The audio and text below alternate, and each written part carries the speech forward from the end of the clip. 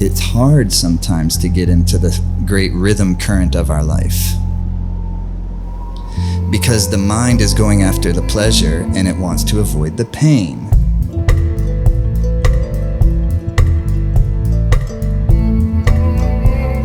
There comes the practice of yoga.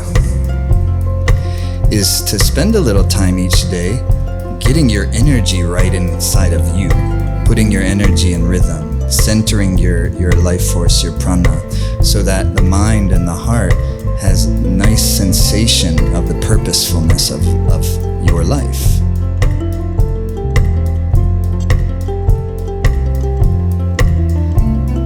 And very naturally from there, let the day happen.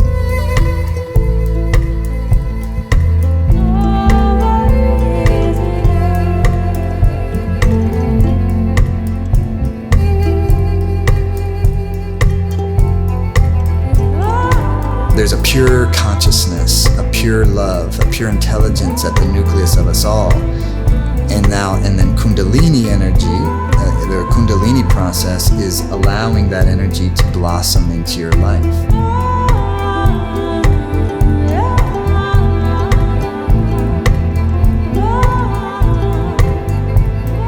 This is about experiencing your innate goodness, your innate brilliance, your innate love, and experiencing the interconnected web of which we're a part of.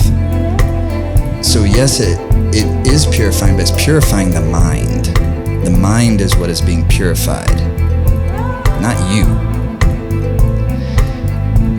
You are being glorified.